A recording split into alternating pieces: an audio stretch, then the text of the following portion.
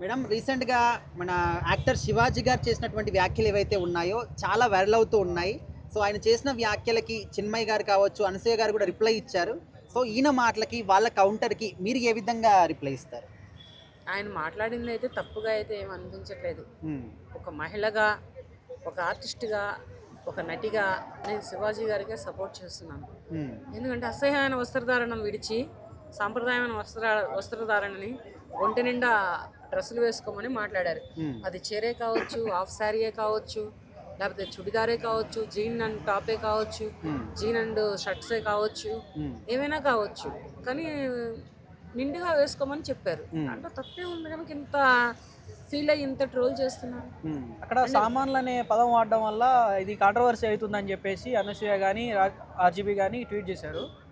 So దాన్ని RGV గారి విషయం అయితే తెలియదు కానీ అనసూయ డ్రెస్సింగ్ అయితే బాగుండట్లేదు. మరి ఆమె వయసుకు తగ్గ డ్రెస్సింగ్ వేయట్లేదు. మరి ఆమె హస్బెండ్ ఏం చేస్తున్నారో తెలియదు, వాళ్ళ పిల్లలు ఎలా ఉంటున్నారో తెలియదు. కానీ చాలా అంటే చాలా అసహ్యమైనటువంటి డ్రెస్సింగ్ వేస్తుంది ఆమె. హ్మ్. ఇప్పుడు శ్రీముఖి ఉంది, శ్రీముఖి ఎటువంటి డ్రెస్సింగ్ వేస్తుంది? అమ్మాయి కూడా యాంకరే కదా. అవును. తర్వాత సుమ ఉంది, సుమ ఎటువంటి డ్రెస్సింగ్ వేస్తుంది? హ్మ్. అమ్మాయి కూడా యాంకరింగే కదా. అవును. ఉదయ్ భాను ఉంది, ఉదయ్ భాను ఎటువంటి డ్రెస్ వేస్తుంది? ఆ అమ్మాయి కూడా యాంకరింగే కదా. హ్మ్. తర్వాత మన ఝాన్సీ ఉంది ఒకప్పుడు, ఆ అమ్మాయి ఎటువంటి డ్రెస్లు వేస్తుంది? ఇప్పుడంటే ఆర్టిస్ట్ అయింది. వీళ్ళలో లేనిదేంటి, మీలో ఉన్నదేంటి? హ్మ్. మీరు వాళ్ళకి మళ్ళీ మహిళలేగా. వీళ్ళు ఎదగలేదా? వీళ్ళు రాలేదా? వీళ్ళు సినిమా ప్రపంచంలో రాలేదా? యాంకరింగ్గా రాలేదా? సుమ ఒక రేంజ్లో ఉంది, ఇప్పుడు శ్రీముఖి ఉంది.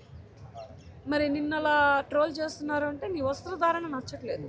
అంటే మాకిష్టమైన బట్టలు మేము వేసుకునే స్వేచ్ఛ కూడా మాకు లేదా? ఇది మా బాడీ మా ఇష్టం అనే విధంగా కూడా అంటూ ఉన్నారు. నీ బాడీ నీ ఇష్టమైతే నీకు ఇష్టమైన బట్టలు నీ ఇంటి వరకే పరిమితం, పబ్లిక్లోకి పరిమితం కాదు కదా. హ్మ్.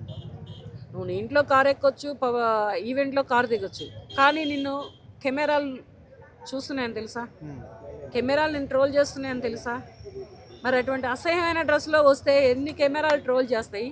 ఎంత అసహ్యంగా మాట్లాడుకుంటారు, ఎంత గలీజ్గా మాట్లాడుకుంటారు.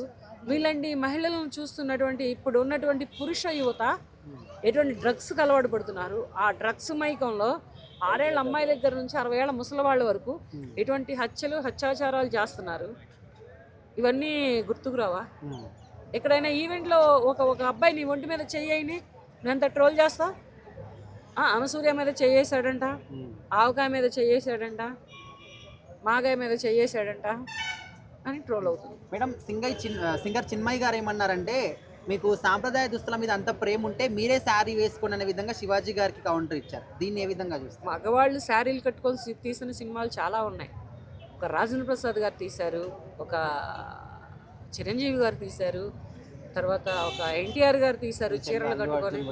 అల్లు అర్జున్ గారు కూడా మామయ్యది మగల్తూరు అనే ఒక సాంగ్లో అల్లు అర్జున్ గారు కూడా హాఫ్ శారీలో చేశారు. అది సినిమా వరకే. కానీ చీరలు కట్టుకోండి అని ఏంటంటే నువ్వు అంతటి గలీజ్ అయిన వస్త్రధారణ చేస్తున్నావా? మరి నువ్వు అటువంటి వస్త్రధారణ చేయబట్టే కదా నీకు రోషం వచ్చింది. నువ్వు సాంప్రదాయమైన వస్త్రధారణ చేసినట్లయితే నీకు రోషం రాదు కదా. అయినా ఎవరినో అంటే గుమ్మడికాయలు దొంగంటే ఇళ్ళు భుజాలు తడుముకుంటావేంటి? వీళ్ళంటే ఇటువంటి అసహ్యమైన వస్త్రధారణ చేయబట్టే అంటారు, ట్రోల్ చేస్తారు. నువ్వు ఉండాల్సిన రీతిలో నువ్వు ఎంత యాంకర్ అవ్వక, ఎంత హీరోయిన్ నువ్వుకా, ఎవరైనాక. ఒకప్పుడు సావిత్రి గారు హీరోయిన్ కాలేదా? తర్వాత శారదా గారు కాలేదా? తర్వాత వాణిశ్రీ గారు కాలేదా? తర్వాత సౌందర్య గారు కాలేదా? విజయశాంతి గారు కాలేదా? రాధిక, రాధ, భానుప్రియ, వీళ్ళందరూ హీరోయిన్లుగా వచ్చిన వాళ్ళే. వీళ్ళందరి దగ్గర ఉన్న సాంప్రదాయం ఏంటి? మీ దగ్గర ఉన్నటువంటి అసాంప్రదాయం ఏంటి?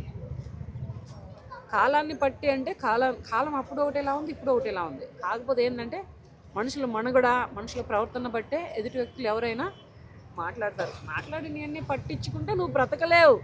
అసలు నిన్నే అన్నారని గ్యారంటీ ఏంటి?